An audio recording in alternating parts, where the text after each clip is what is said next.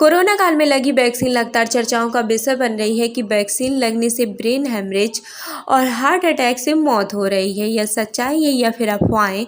Corona काल के समय राष्ट्रीय अध्यक्ष इंडियन मेडिकल एसोसिएशन के पूर्व राष्ट्रीय अध्यक्ष डॉक्टर राजन ने इसको लेकर सच्चाई बताई है। डॉक्टर राजन शर्मा से एक विशेष बातचीत में माना कि कहीं न कहीं किसी भी दवाई का साइड इफेक्ट जरूर होता है।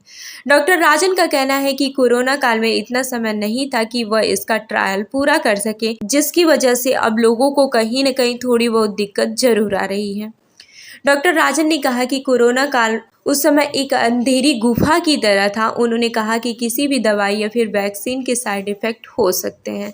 जो भी दवाई बनाई गई थी वह एक ऐतिहासिक थी और उस समय वह इंडियन मेडिकल एसोसिएशन के प्रधान थे।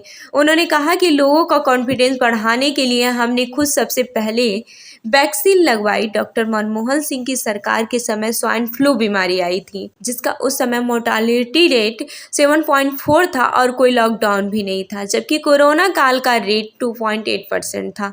उस समय सरकार ने प्राइवेट सेक्टर के साथ मिलकर इतना अच्छा काम किया कि जिससे लोग पैनिक न हो।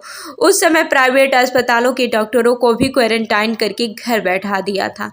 वैक्सीन को बनाने के लिए कम से कम 3 साल का ट्रायल जरूरी होता है। इसके जवाब में डॉक्टर राजन ने कहा कि उस समय हमारे पास इतना समय नहीं था कि 3 साल तक ट्रायल करते रहें। डॉक्टर राजन ने कहा कि वैक्सीनेशन में हमारा देश लीडर है। उन्होंने कहा कि वह राजनीति के बीच वैक्सीनेशन को लेकर कोई टिप्पणी नहीं करना चाहेंगे। उनका कहना है कि जिस तरह मीडिया या फिर अखबारों में लगातार सुर्खियां बनी हुई है कि कॉम्प्लिकेशन तो हर एक चीज़ में है, अब भी कोरोना खत्म नहीं हुआ है क्योंकि वैक्सीन अभी भी लग रही है। डॉक्टर राजन ने कहा कि हम सरकार को कहते रहे 800 मेरे समय में और 2000 डॉक्टर मर गए और हमें सरकार की तरफ से जवाब मिला कि हमारे पास इसका डाटा नहीं है। उन्होंने कहा कि कोविड का एक भी टेस्ट बिना आधार कार्ड के नहीं होता था। अस्पताल में एडमिशन भी आधार कार्ड के बिना नहीं होता था और सरकार कहती है कि हमारे पास डाटा नहीं है।